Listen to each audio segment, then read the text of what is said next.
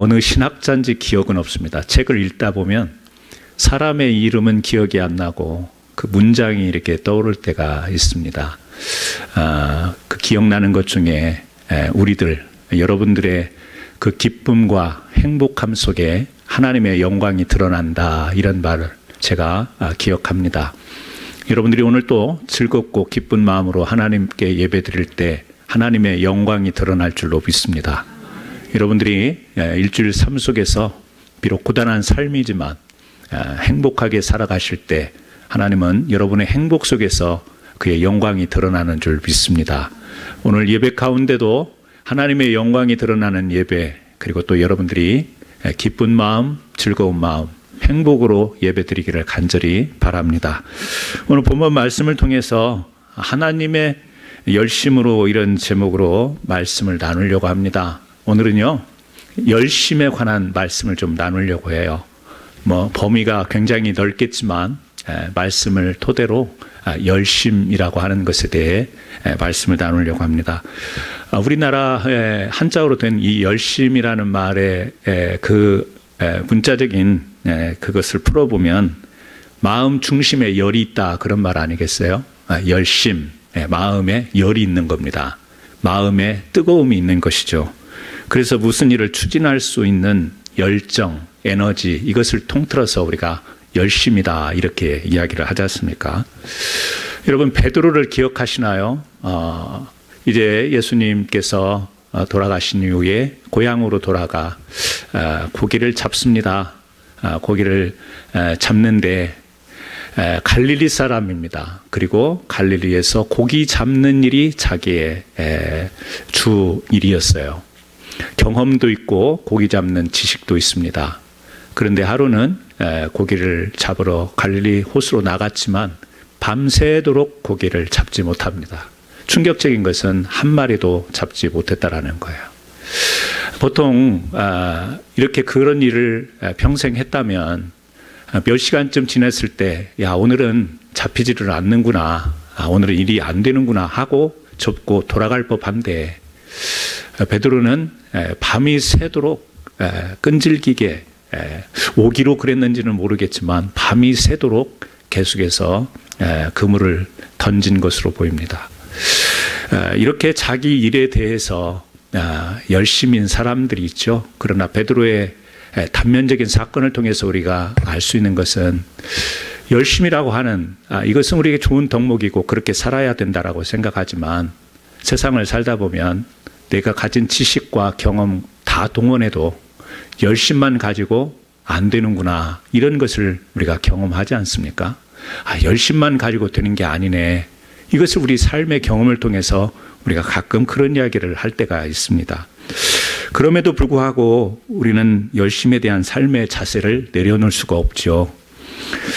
나태함과 게으름이라고 하는 것은 어떤 경우에도 정당화될 수 없기에, 많은 경우에 우리가 이 열심히 하는 것은 일의 성취, 또 일의 성사를 위해서 밑바탕이 되는 것이기 때문에 어떻게 보면 우리가 열심히 해도 안 되는 것도 있지만, 사실은 열심히 해서 지금 이 자리에까지 왔고, 열심히 했기 때문에 이만큼 사는 거고, 열심히 했기 때문에 그래도 마음에 감사가 있는, 우리가 그런 삶이 훨씬 더 많지 않겠어요? 열심히 해서 안 되는 것보다는 열심히 했더니 이렇게 여기까지 왔고, 또 감사하고 참 다행이고, 이런 만족감이 드는 일이 열심히 살아서 훨씬 많은 것 아니겠습니까? 열심히 살다 보면 이 열심에 대한 보상이 주어지는, 우리가 객관적 사실을 경험하기 때문에 우리는 열심에 대한 신뢰를 그래도 가지고 있는 것이죠.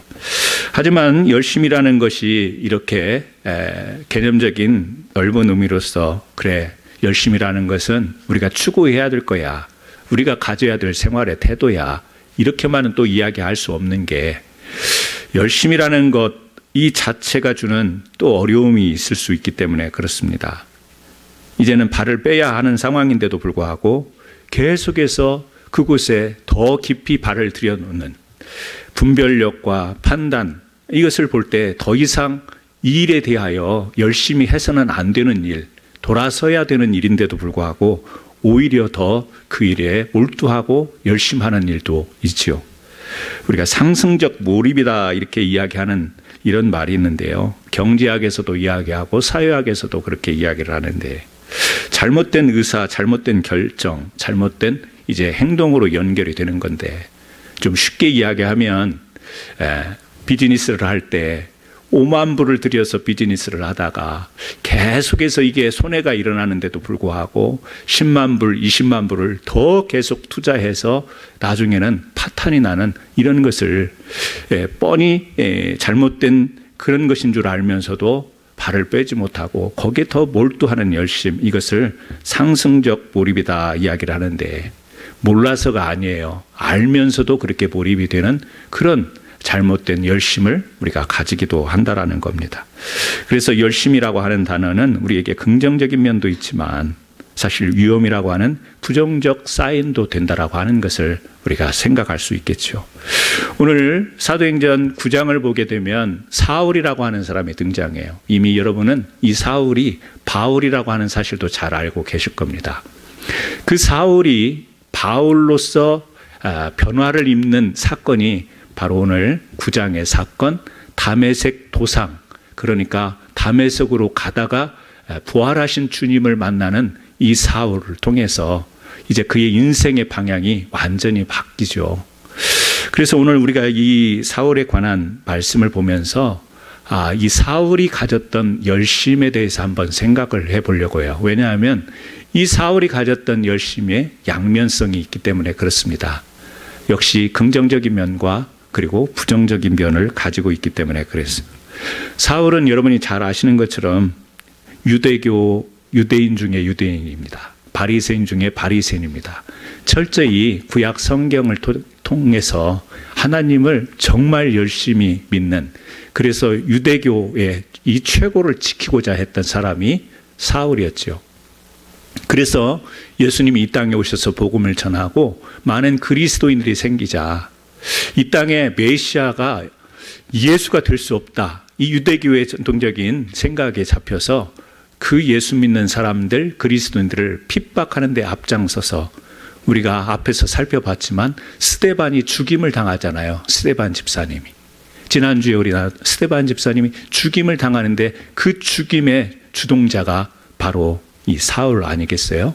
그리고 또 이 스데반 집사뿐만 아니라 계속해서 이제 예루살렘을 피해서 그 핍박을 피해서 여러 지역으로 이렇게 피해가는 사람들을 쫓아가서까지 잡고 핍박하려고, 그래서 다마스커스죠. 지금의 시리아의 다마스커스, 다메섹까지 지금 쫓아가서 그리스도인들을 핍박하기 위해서, 교회를 핍박하기 위해서 쫓아가는 장면이 9장 지금 상반부에 설명이 되어 있는 것이죠.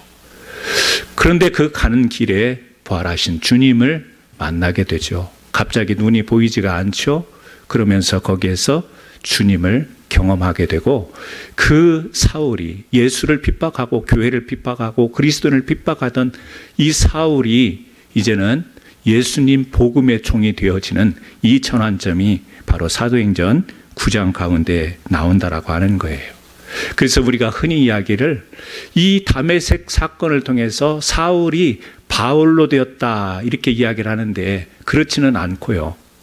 이 사울이라고 하는 이름은 이제 히브리식 이름이고, 바울이라고 하는 이름은 로마 그리스식의 이름인 거예요. 그래서 우리가 9장에도 보지만 9장 1절에 이제 사울에 등장하고, 이 9장 26절에 보게 되면 예루살렘에 가서 이제 변화를 받고 복음을 전하려고 하는데, 옛날에 사울을 생각하면 사람들이 도망가죠. 왜? 살기 등등하여서 교회와 예수 믿는 사람들을 핍박했으니까 이제 변화를 받고 왔는데도 불구하고 사람들이 막 두려워합니다. 이 9장 1절과 9장 26절 사이는 우리가 한 성경으로 이렇게 한 장으로 보고 있지만 벌써 1절과 26절은 3년이라고 하는 차이가 있어요. 3년의 시간이 훌쩍 지나서 9장 26절로 바뀝니다.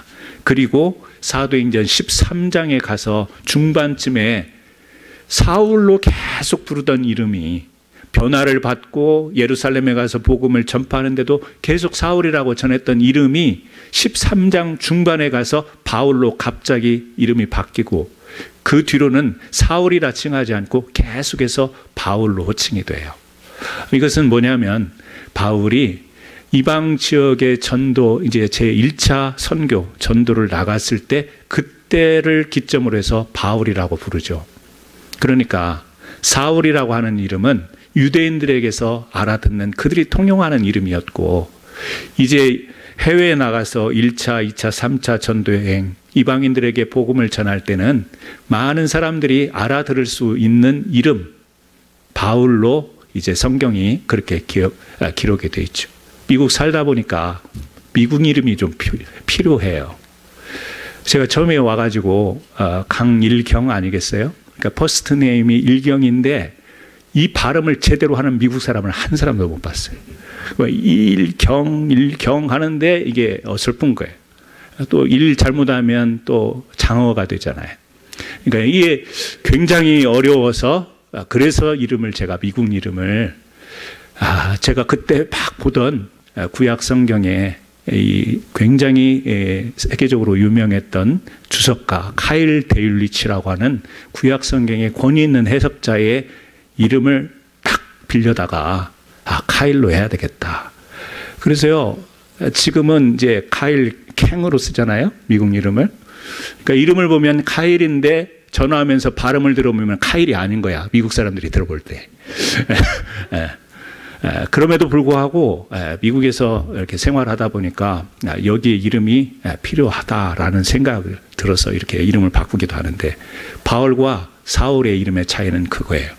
그런데 다메섹 도상을 통해서 사람이 바뀌었기 때문에 이름이 바뀐 게 아니라 그런 이름이 바뀌었다라고 하는 것을 설명을 드리고, 이름이 바뀌는 것보다 더 중요한 바뀜이 있다면 바울의 열심이 바뀌었다라고 하는 겁니다.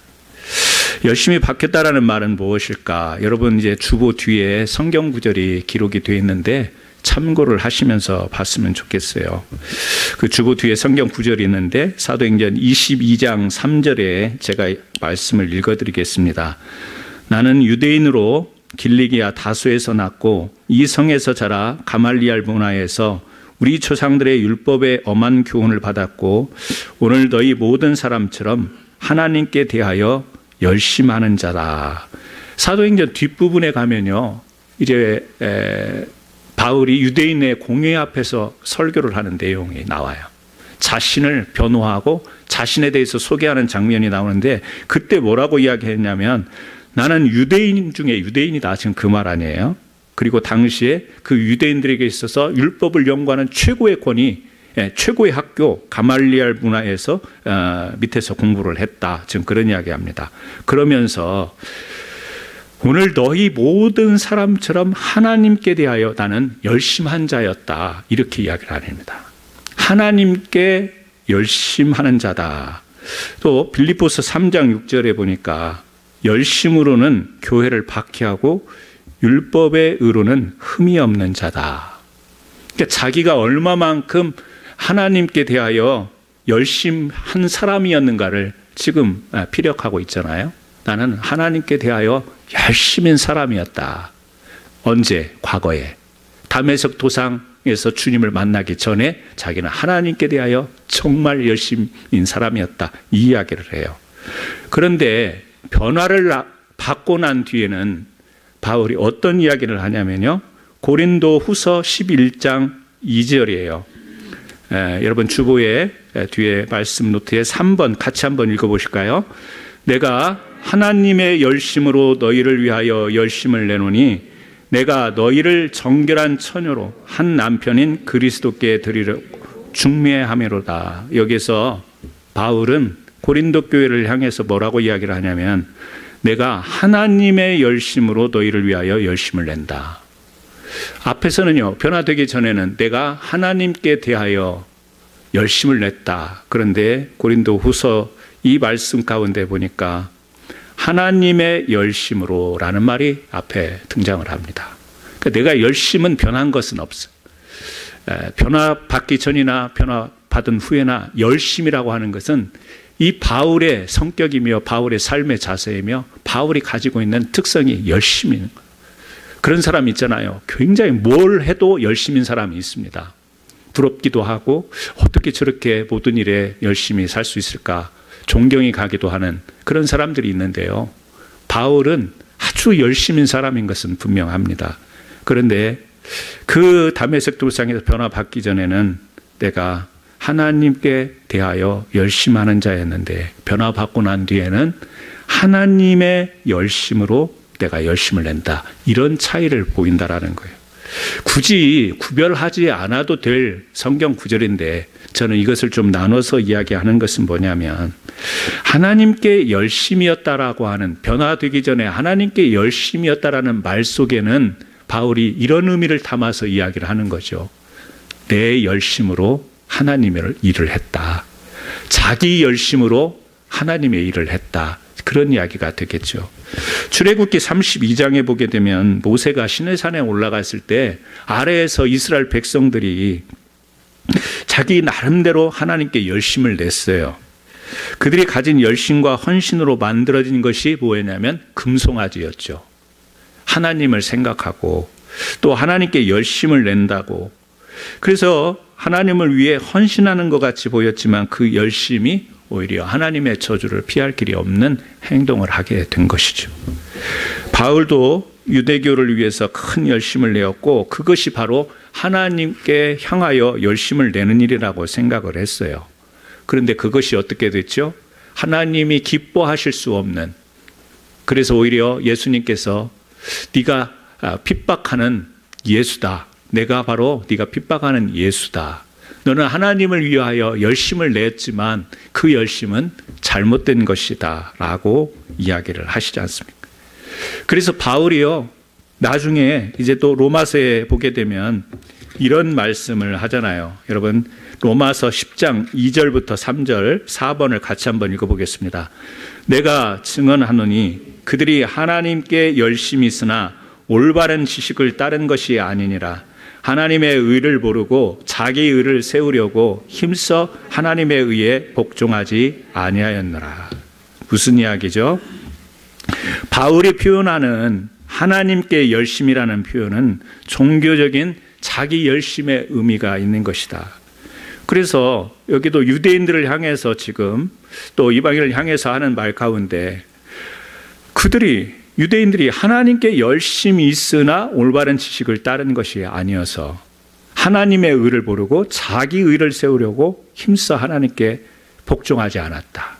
복음을 깨닫지 못하고 이 예수 그리스도가 누군지, 하나님이 이 땅에 우리를 구원하기 위해서 보내신 예수 그리스도를 알지 못하고 하나님을 향해서 열심은 내었지만 참된 지식이 없는 열심이었으므로 하나님께 참 복종이 되지 못했다. 자기를 이야기하는 거 아니에요? 그리고 유대인들을 이야기하는 거 아니겠어요? 그래서 여기서 이 하나님께 열심이었다라고 하는 바울의 표현은 자기 열심.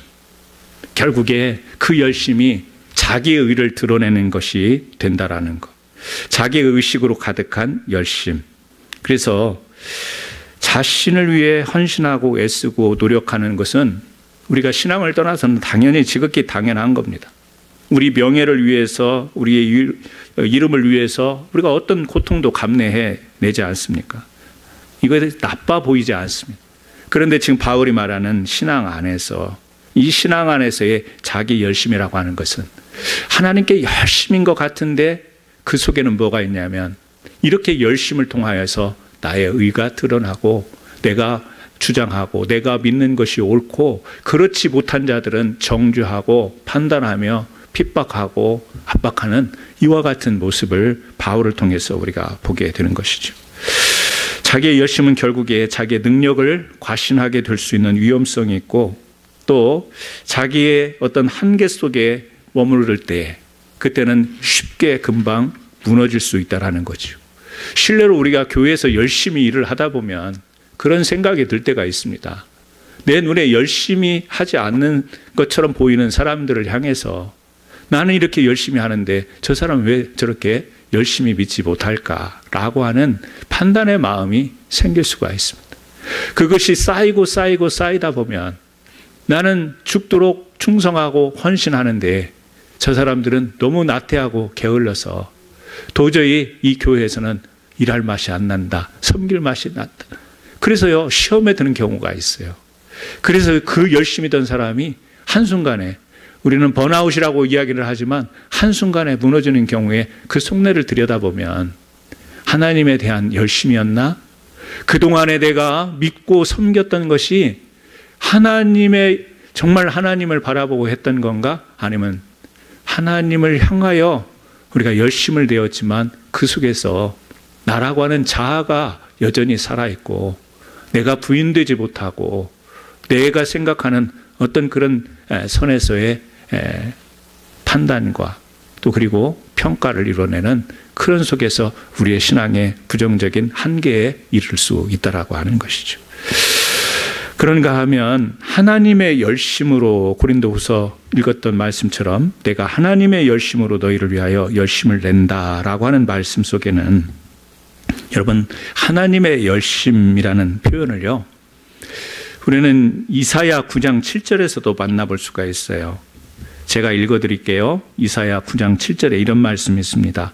그 정사와 평강의 더함이 무궁하며 또 다윗의 왕자와 그의 나라에 군림하며 그 나라를 굳게 세우고 지금 이후로 영원히 정의와 공의로 그것을 보존할 것이라. 만군의 여호와의 열심히 이를 이루시리라. 하나님께서 뜻하신 바 이 땅 가운데에 정의와 공의를 가지고 하나님의 나라를 세우실 것을 선포하는데 그 일을 만군의 여호와의 열심히 그 일을 하실 것이다. 지금 이런 성경 구절이에요. 좀 더 압축해서 설명을 드리자면 하나님은 목적하시는 바가 있어요. 뜻을 두시고 목적하는 바가 있는데 그것을 반드시 이루시는 하나님. 그래서 그것을 이루시기 위하여 그 과정과 결론에 이르기까지의 모든 과정 속에서 하나님이 보이시는 모습이 열심이다. 지금 그런 이야기 아니겠습니까? 바울은 이것을 깨달은 거예요. 내가 열심을 내야 되는 것이 맞지만 결국에는 나의 열심이라는 것은 하나님이 뜻하시고 계획하신 것이 성취되어지는 그 하나님의 열심에 내가 참여하는 것이 내가 진짜 하나님에 대한 열심에 그리고 내가 하나님께 대하여 열심을 내는 것이다. 이런 깨달음 속에 사도 바울은 고백을 하는 것이죠. 하나님의 열심으로 너희를 위하여 열심을 내노니 이방 사람들, 복음을 들어야 될 사람들을 위해서 내가 열심을 내는데 그것은 너희들이 하나님께 돌아오는 것이 하나님의 뜻이고 하나님은 이 일을 통해서 나 같은 사람도 변화시키고 무수한 많은 사람과 나라를 뒤집기도 하면서 그 일을 계속 진행하시는 이 열심을 하나님이 가지고 계신데 내가 그 열심에 참여하여 너희에게 복음을 전한다. 이렇게 고백을 하고 있는 것이죠. 하나님의 열심은 우리를 죄악에서 구원해 주시고 우리 영혼의 풍성함을 가져다 주시는 열심, 생명까지 내어주시는 진정한 사랑의 열심 아니었어요? 그 예수님을 이 땅에 내어주시는, 이 땅에 아들로서 오신 예수님이지만 그 생명을 내어주시는 사랑까지 행하시는 그 열심으로, 지극한 열심으로 우리를 부르신 것 아니겠습니까? 그래서 로마서 8장 32절에도 자기 아들을 아끼지 아니하시고 우리 모든 사람을 위하여 내주시니가 어찌 그 아들과 함께 모든 것을 우리에게 주시지 않겠느냐. 여러분, 자기 아들을 아끼지 않고 모든 사람을 위하여 내주셨다. 예수를 십자가에 내어 주셨잖아요. 왜요? 모든 것을 우리에게 주시려고. 저는 이것이 여러분들이 진정한 신앙 고백과 더불어 신앙의 감사로 받아들이는 귀한 말씀이 되기를 원합니다. 하나님이 모든 것을 우리에게 주시는데 친히 아들이신 예수 그리스도까지 내어주시는 이 사랑으로 우리에게 다가오신 것이죠. 이것이 하나님의 열심이라는 말입니다. 결국에 하나님의 열심이라는 말 속에는 어떤 의미가 담겨 있겠어요? 부인하는 겁니다. 자기를 부인하는 것. 예수님이 이 땅에 오셨지만 결국에 자신을 부인하는 삶을 산 거죠. 어제 아침에도 우리 토요 기도회 때 겟세마네 동산에서 기도하시는 주님에 대한 말씀을 나눴습니다. 그 겟세마네 기도, 유명한 기도를 여러분이 잘 아시지 않습니까? 이제 사람들에게 붙잡혀서 고통받으시고 수치, 모멸 당하셔야 되는데 인간의 몸을 가지고 인간의 감정을 가지고 어떤 사람이 매를 맞으며 멸시받는 것을 기뻐할 수 있는 사람이 있겠어요? 예수님께서 그 이야기를 하는 것이죠. 이 잔을 옮겨달라고, 이 고통과 이 순환과 이 어려움을 옮겨달라고 기도하지만 그 뒤에 이어지는 기도는 그러나 나의 뜻대로 하지 마옵시고 아버지의 뜻대로 하옵소서. 이것이 무엇이죠? 자기 부인 아니겠습니까? 그리고 그 기도한 뒤에 일어나서 제자들에게 자 가자, 함께 가자. 뭐예요?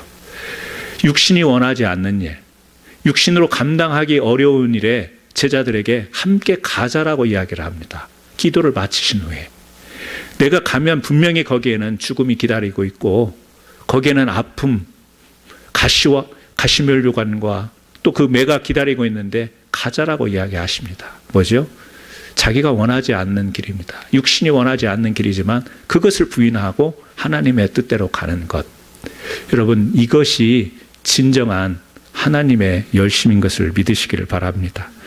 골고다에서 십자가의 고통스러운 감격을 체험한 열심, 변화산에 올라가서 하나님의 영광에 참여하는 이 열심, 사마리아 우물가에서 성령에 사로잡히는 열심, 야곱이 이스라엘 되고 사울이 바울이 되고 시몬이 베드로가 되는 열심, 야복 강가에서 허리가 꺾인 열심, 다메섹 산상에서 눈먼 자의 열심, 디베랴 호숫가에서 예수를 다시 만나 사랑을 회복한 열심.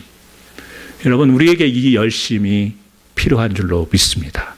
이미 여러분들이 이 하나님의 열심을 가지고 신앙생활 또 삶의 현장 가운데서 그렇게 살아가는 줄 믿습니다. 자기를 부인하는 열심은 문자 그대로 자기 자신이 거절된 열심입니다. 그래서 자기 자신이 거절된 열심 가운데 두드러지게 보이는 것이 있는데, 선명하게 보이는 것이 있는데, 그것이 뭐냐면 하나님의 사랑이라는 것이죠. 그래서 진짜 하나님의 열심으로 열심을 내는 사람에게 숨길 수 없는 것이 있다면 그것은 하나님의 사랑이라는 것이죠. 말로 사랑하는 게 아닙니다. 위선적인 사랑을 말하는 게 아닙니다. 보이지 않는 사랑입니다. 진실한 사랑이고, 그리고 나타나지 않는 흔적이 없는 그런 사랑입니다.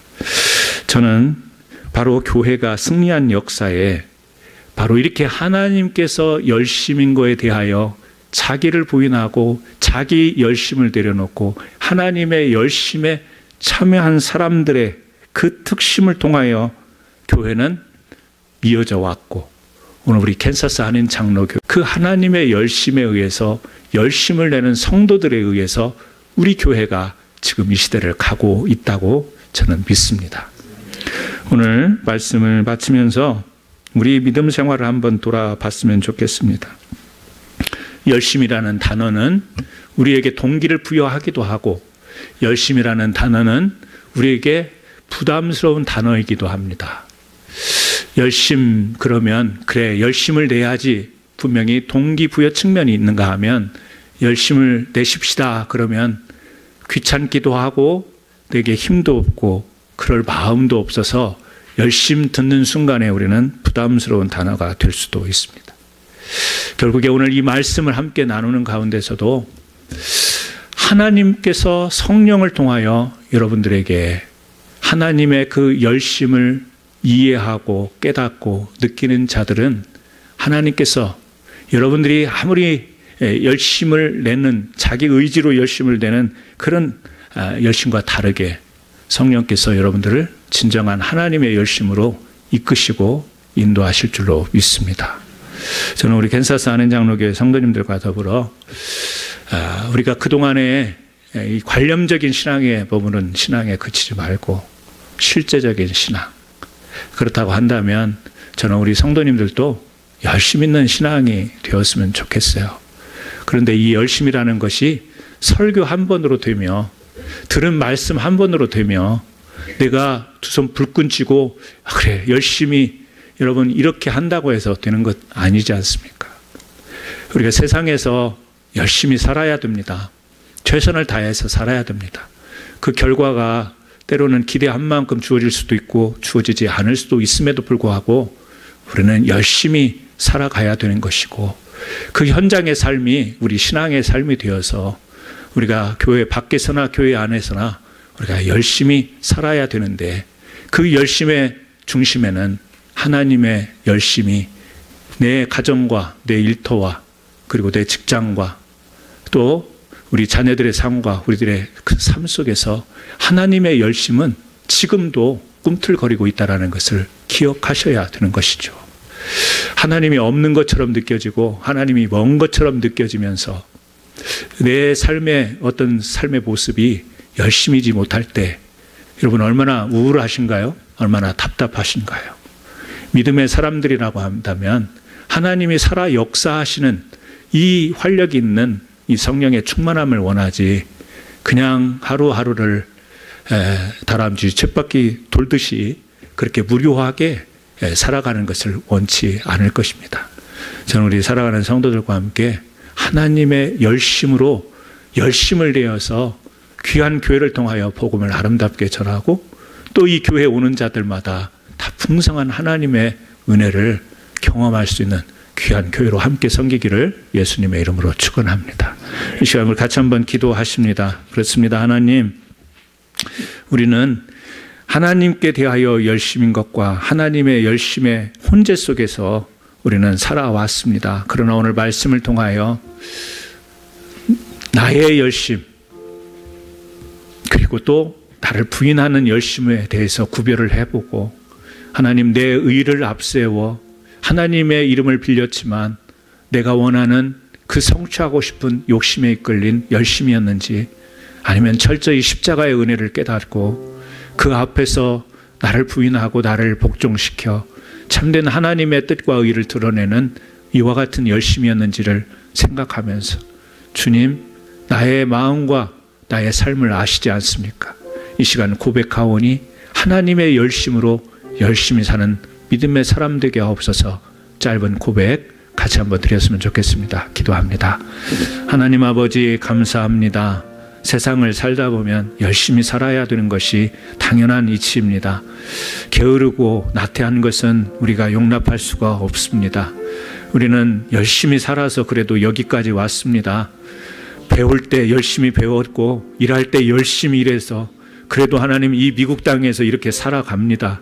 하지만 그 나의 열심만으로 여기까지 온 것이 아님을 신앙의 고백으로 하나님 앞에 아뢰입니다. 나의 인생에 대한 하나님의 열심이 있었기에 나를 향한 하나님의 목적이 끝까지 하나님 지켜지고 이룰 때까지 그 열심이 특심하기 때문에 내 삶의 열심인 자리에 하나님 열매가 있고 결과가 있는 것을 고백합니다. 바울과 같이 하나님, 우리가 변화되어 이제는 참된 하나님의 열심을 깨달아 하나님, 우리 자신의 그 일을 꺾고 우리 자신의 욕심을 꺾고 참된 열심 가운데 하나님의 영광 드러내고 복음의 사명을 감당하는 참된 그리스도인들 될 수 있도록 인도하여 주옵소서. 예수님의 이름으로 기도드리옵나이다. 아멘.